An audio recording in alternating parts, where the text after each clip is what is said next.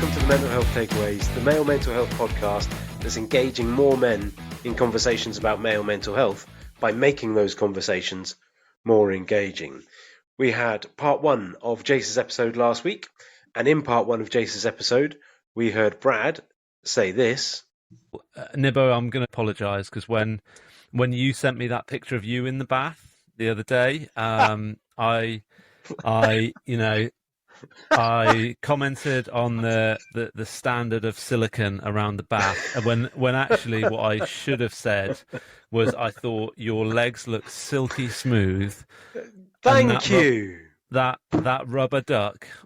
And in this episode, we get to find out what Brad's talking about when he says, I just think it's such a valuable thing for you to put up there, and actually, like, I just think it's really empowering to hear you talk about what you could say that would help you. I just think it's empowering as a man to hear it and think, yeah, okay, I could have that conversation as well.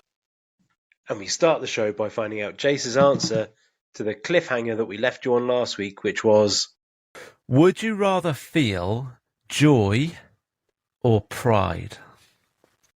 This one's a brilliant episode with loads of great advice. Here it comes. So we're gonna bring it upbeat now. Okay, we're gonna talk about our positive emotions on this one. So Jase, would you rather feel joy or pride? Joy or pride? I think I'll go for joy because, oh dear, yeah, it's quite hard, isn't it? Wow. I guess what's interesting is it all depends on the meaning that, I would give to joy. It might be different to your meanings of joy, and likewise for pride and any emotion really. But for me, joy is getting a pleasure of an experience. I guess it ties into gratitude as well. Pride might be, I feel pride has something to do with comparison. If I was proud about something, it's in comparison to something. Yeah, I think probably joy on that one, on the basis that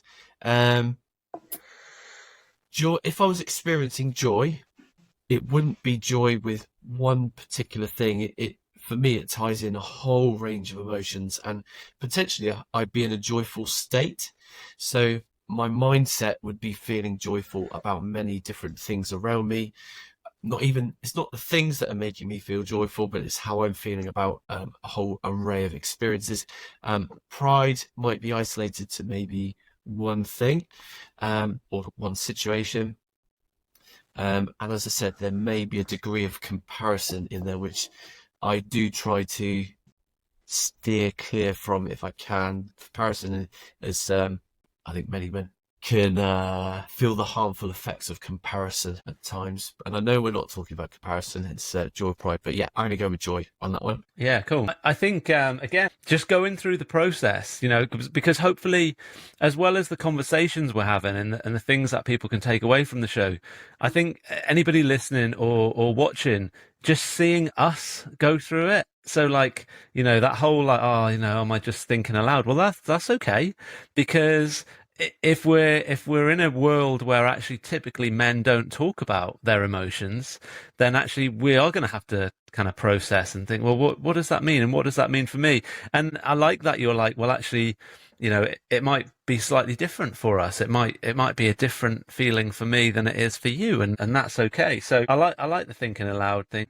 Yeah. And I think joy, I think you're right. I think one of the things that resonated is that joy.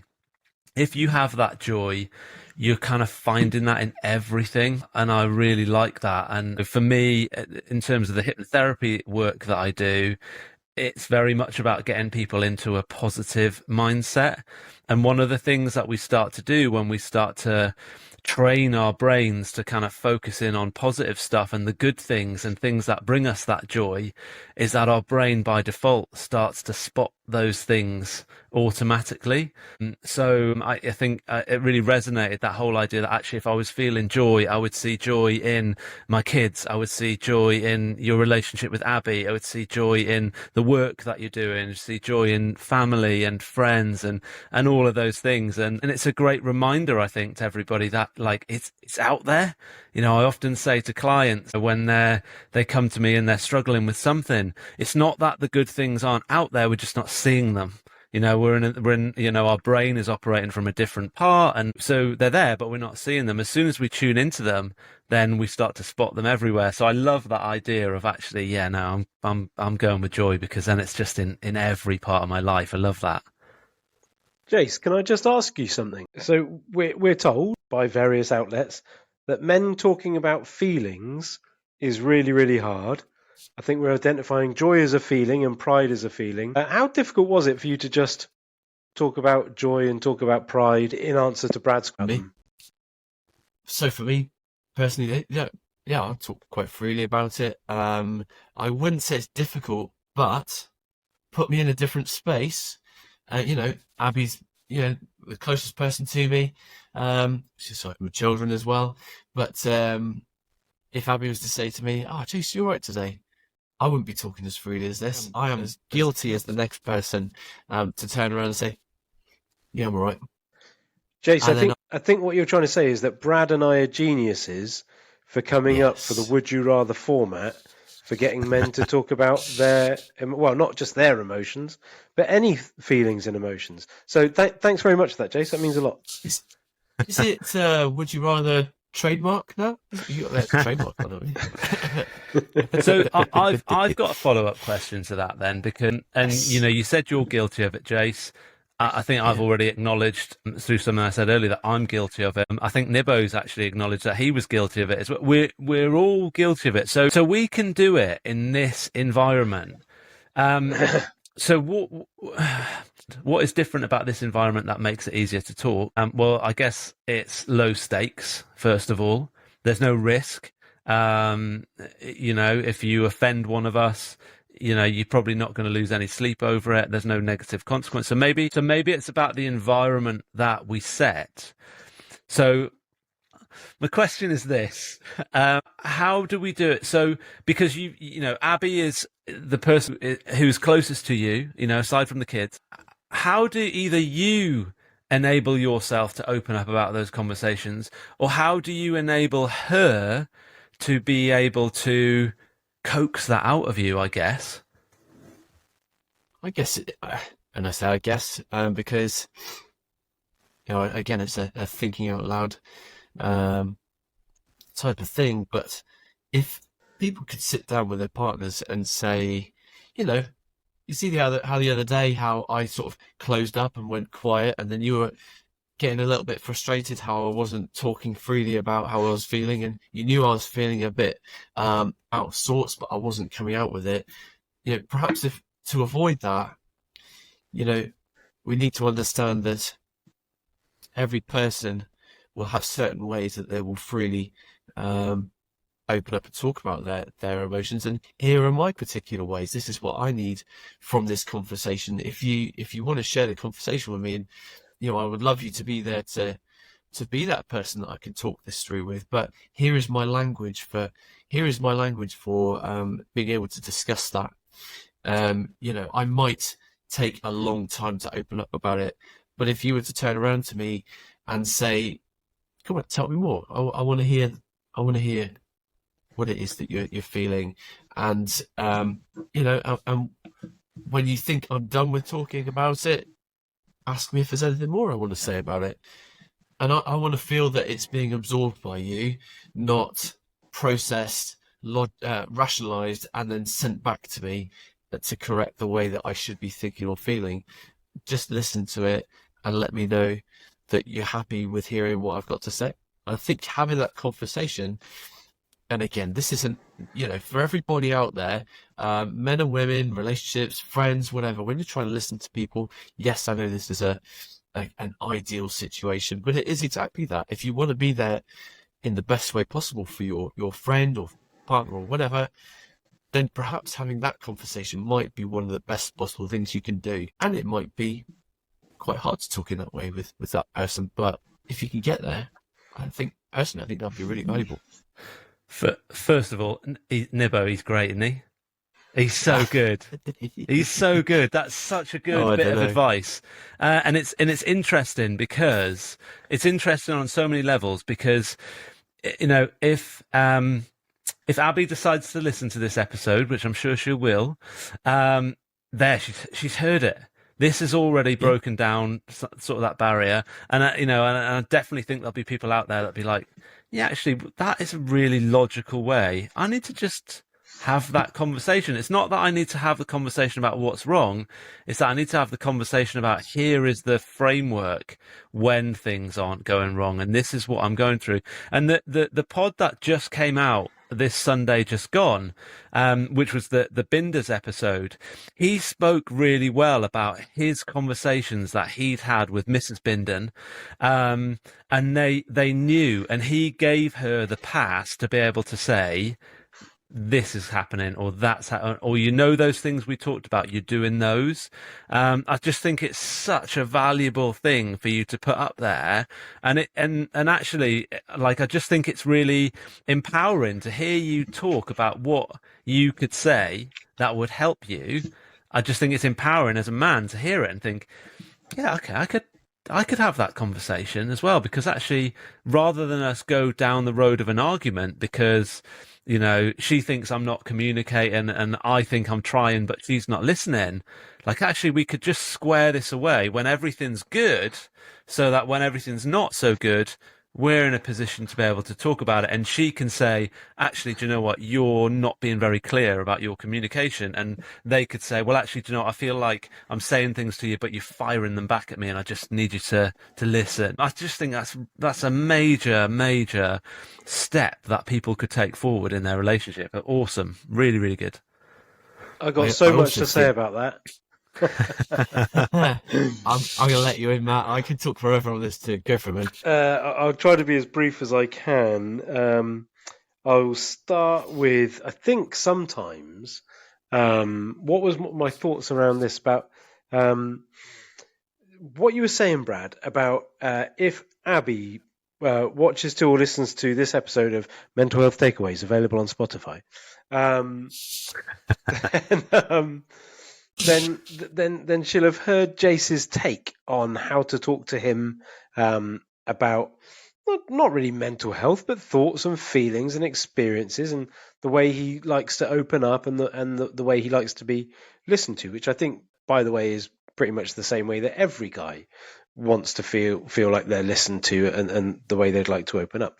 But actually, I think what's interesting about that is that it's an indirect route. So rather than Jase actually sitting down doing that whole face-to-face, quite confrontational, this is this, this is this, it's not that. It's that indirect route. I think the psychology behind that is that we feel safer taking that indirect route, and it's the equivalent of rewind several hundred years to when we were kids.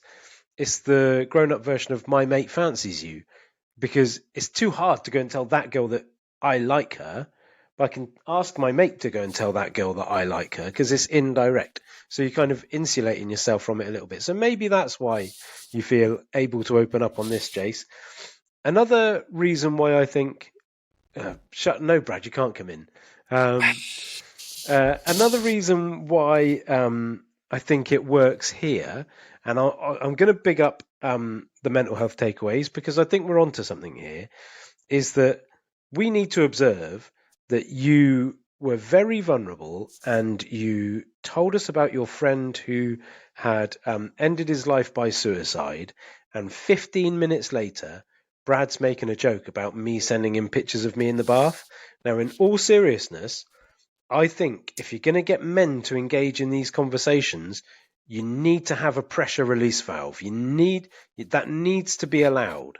And I know there are people out there that would say, no, you cannot have people laughing and smiling and joking in the same conversation where you've discussed male suicide. But actually, I think that's what you have to have because men are going to disengage from those conversations unless you give permission for there to be a pressure release valve. And Brad making the joke about me sending him pictures, which I would just like to reaffirm was a joke. It didn't happen. I deny all the allegations. So I think that's really relevant. State of that silicon. By which you mean around the bath, not the silicon that Jase accidentally implicated himself talking about. We'll talk about that in the next one.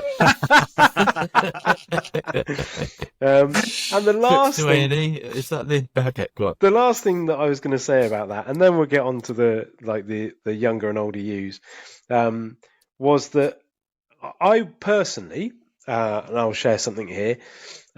I personally would find it really hard to. I get that sort of high arousal state in like any sort of argument or confrontation. I get that sort of high arousal state, attention narrowing thing going on where I don't really maintain my perspective.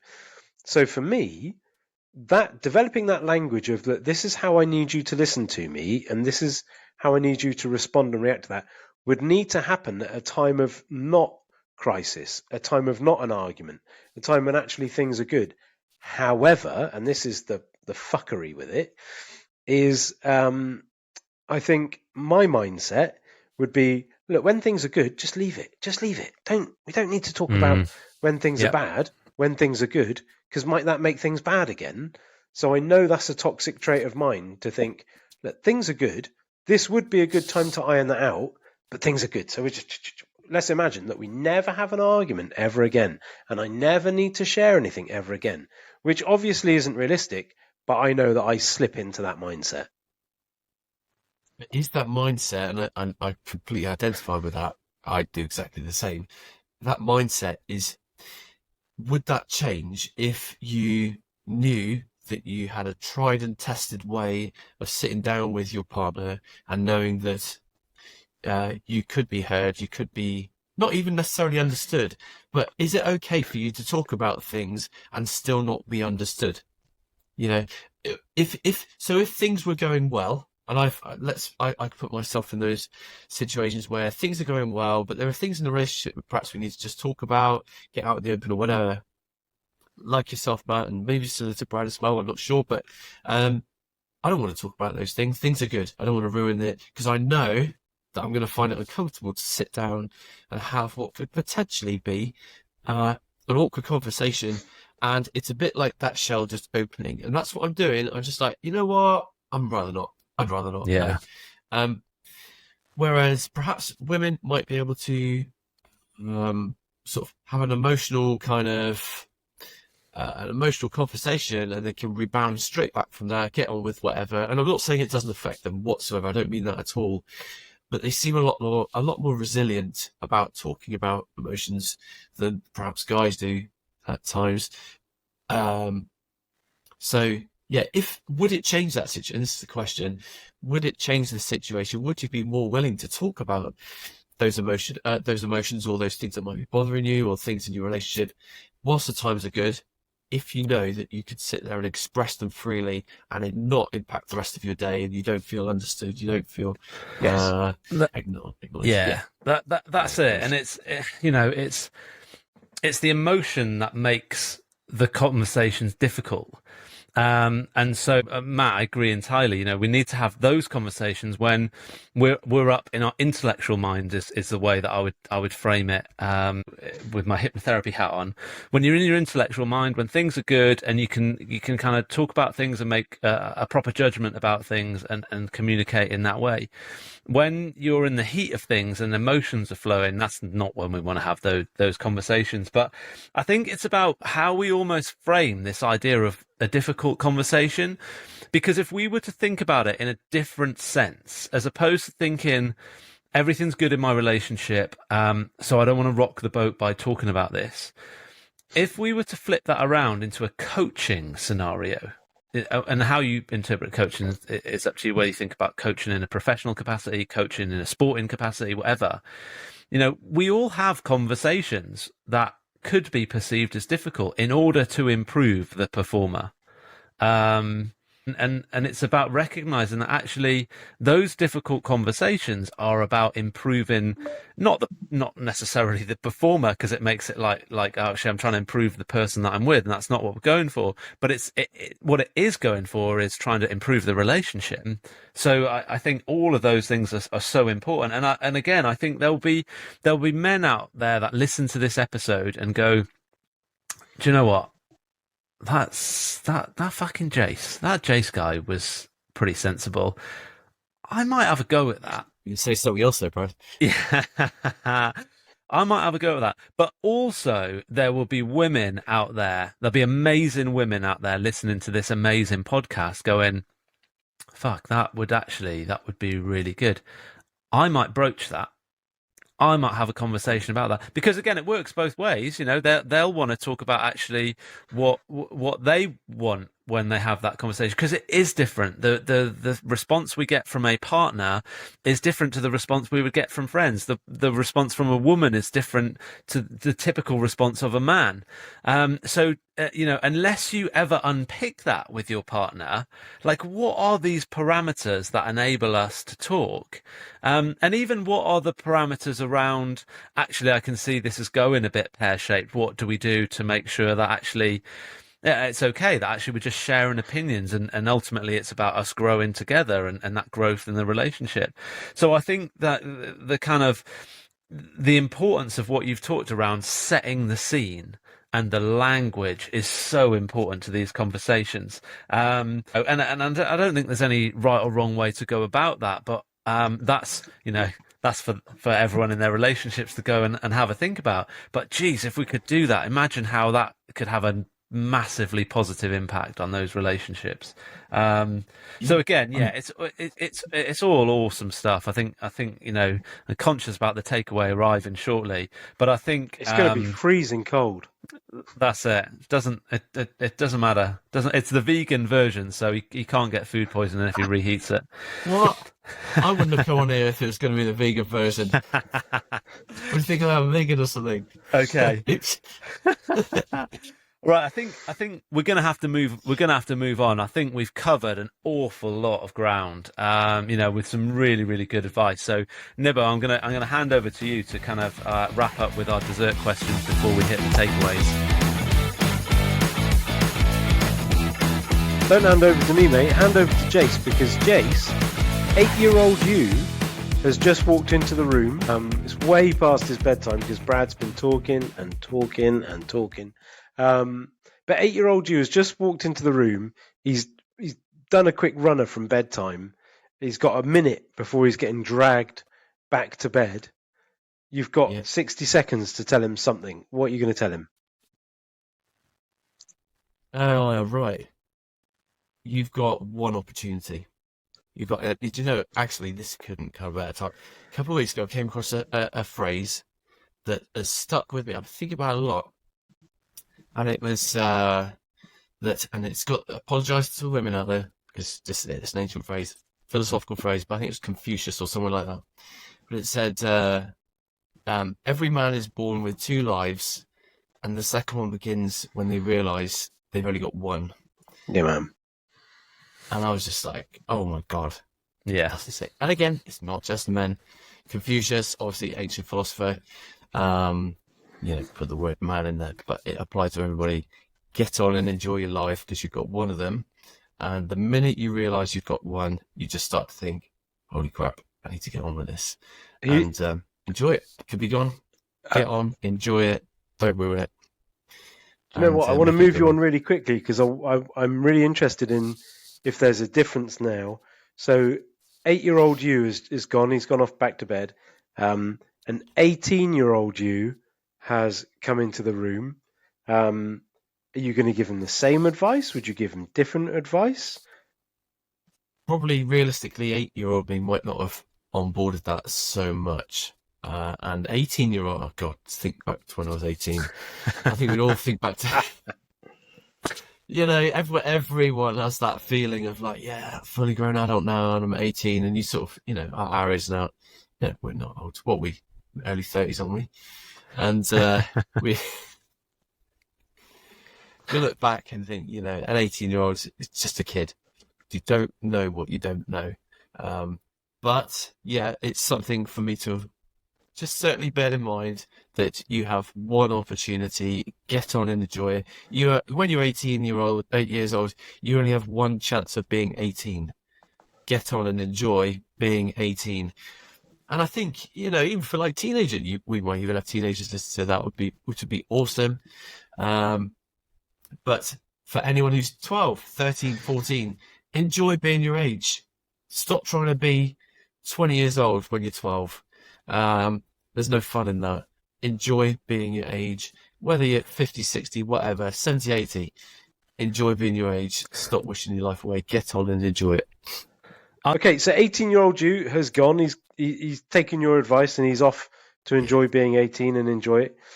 And now 80-year-old you has shuffled into the room. So rather than tell him anything, you've got 1 minute to ask him something. We are recording on a Monday evening. It's 9:30 now. So it's his bedtime as well. Not to be ageist, of course. What would you ask him? You got a minute before he's asleep. I'd ask him, being an 80-year-old, what would be your top 5 priorities to focus on? In other words, what should I have been worrying about when I was age 30? Or what shouldn't I have been worrying about when I was age 30? What are the top priorities that he would have held going from, say, age 30 up to 80? What things to focus on? What things should I have let go of?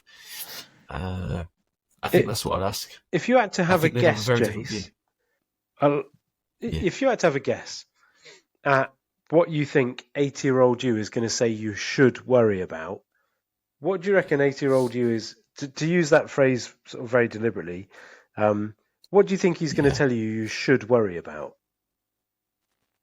I would say, for me personally, and the same, you guys are fathers as well. I think we all give ourselves a hard time for no matter how much you try as a parent, and the same for mothers out there as well. I'm sure this affects them equally.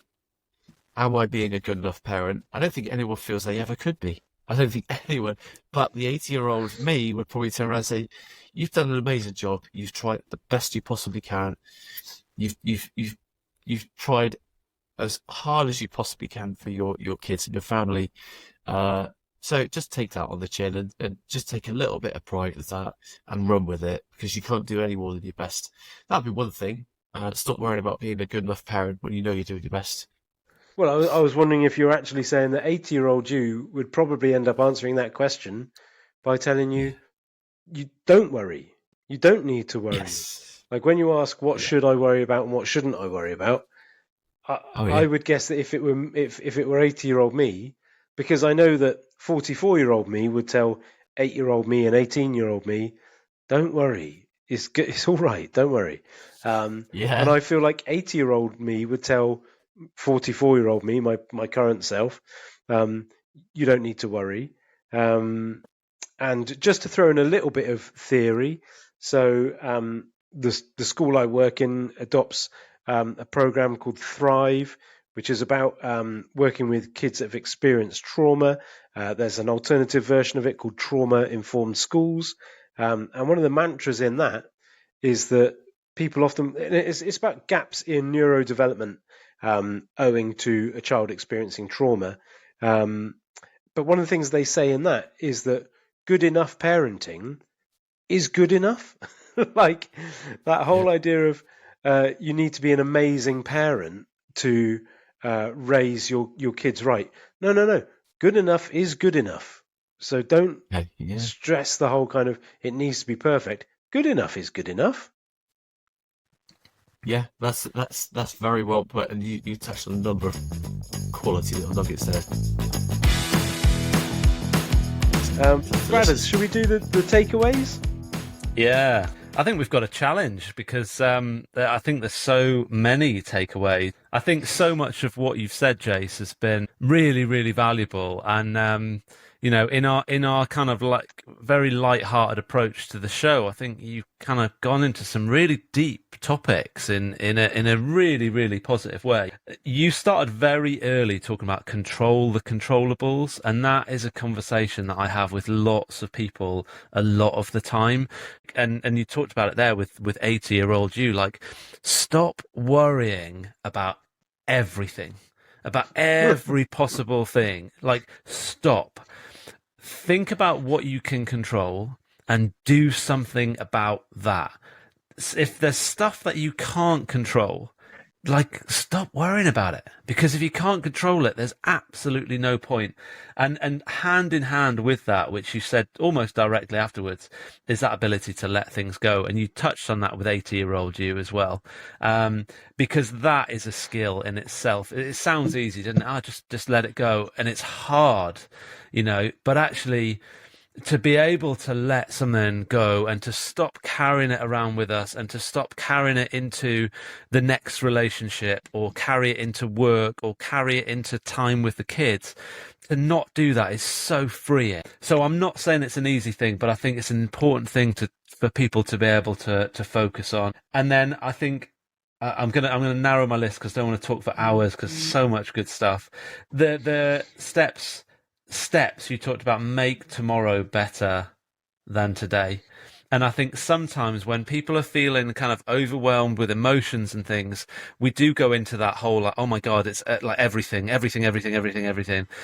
Like, let's just break this down into steps. What can I do tomorrow that will just make it a little bit better than today? So, just thinking about little things. And then I think the final thing, and then I'm going to shut up, is I thought this was amazing when you just talked about thinking about the language we use and setting the scene. And we talked about that from the perspective of a relationship, which, yeah, that's an amazing thing for us to be able to do that. But also, wouldn't it be great to do that with our friends? Wouldn't it be great to do with family members? Because when we did touch on that very difficult subject, and I appreciate you, being vulnerable and talking about your friend who took their own life, wouldn't that be great that actually we can't do anything about that, but we can do things moving forwards. And I just think that's a really great piece for, if it's your wife or your partner or whoever, but actually if it's just me saying to Nibbo, do you know what? Actually, I know that when I'm really struggling, I do this, and this. Like, if you notice that I've just gone quiet on the chats, will you just give me a nudge? So that whole, actually, this is the language this is what I mean when I'm either going quiet or when I'm, becoming annoyed or agitated, or this is what I mean, this is what's going on, and set that scene. I think it's just amazing advice, and you've got to be brave to do it. I acknowledge that, but if that conversation is really difficult with a partner, then I'd say try it in the way that we have tonight. Try it with a friend, a family member, where it feels a bit lower risk.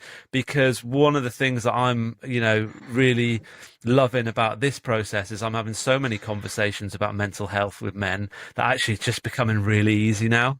So if people can do that and do it with a friend and a brother or a sister or whoever, then actually we'll be able to apply that to our partner, and it won't be as daunting as what we think it is right now.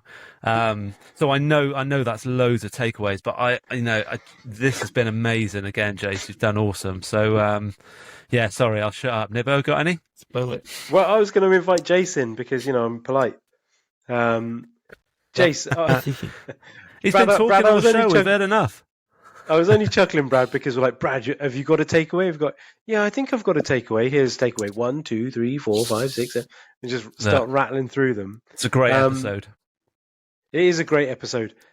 Jase, is there anything that has sprung up from the conversation that we've had that you would like other people to take away from what they've heard? I think actually just a bit of elaboration really on, again, going back to having conversations with, as a male, coming up with how to express a difficult time that I'm going through or whatever. But you want that person to understand that sometimes what comes out of our mouths, it always, in some ways, you need to treat us a little bit like children. Emotionally, we're not highly skilled at verbalizing and articulating everything out as it comes out of our mouths. Sometimes it can come out a little bit emotionally charged. It might not come out in the right order, and we can get very easily frustrated with that. As men, we can get very easily frustrated with that. And we're so conscious about trying to be understood, and in some ways that can inhibit the way we express ourselves as well. And I'm only saying this because partnerships, whether it's friends or with an intimate partner, that person wants to be there for you. They want to be able to help you out. Men want to be there for their partners, male or female, it doesn't matter. Women want to be there for their partners too. And, to be able to help, and I don't in any way mean this in any patronizing way, because women are more emotionally advanced at articulating things than we are. But women want to be there to help. A female partner wants to be able to help you. And part of that frustration comes out on their part at times when they just can't understand the thing that's coming out of your mouth. Certainly in my case, if there's something that I've got that's a bit pent up enough for me to need to sit down and express it, sometimes it's just going to come out like a load of bullshit that comes out of my mouth. Not that it's nonsense, but I just can't articulate it very well.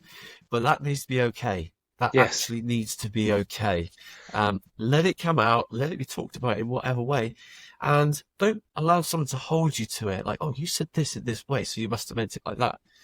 Well, yeah, I didn't actually mean it like that. It just came out. Just let me get it out of my mouth first. Don't expect me to be a seasoned pro at being able to discuss what I'm feeling, because I'm actually pretty crap at it, but I'm giving it my best shot in order to help the situation. So just let me express it like a child, and that's a good start. Yeah, So man. I love it. I love that, Jase. So, Like we, or certainly in my mind, absolutely no part of me wanted this podcast to be any sort of grand scale advertisement for the services that Brad offers or the services that I offer.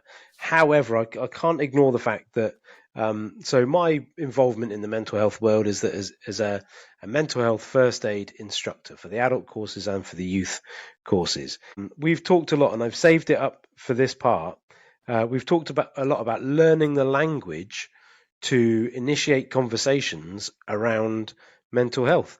The mental health first aid courses teach what the MHFA England ones, the other ones are less good, but they teach how to initiate the conversations that people have found difficult about mental health. They teach easy ways to do that, and you practice it on the courses. When we're talking about this language needs to be taught, it's known what the language is. It's on mental health first aid courses. They're available through me, but it's really not just available through me. One of my really strong takeaways would be if somebody has listened to that bit and thought, oh, yeah, my organization, my employer, me personally would really benefit from knowing what that language is to start a conversation with someone around their mental health.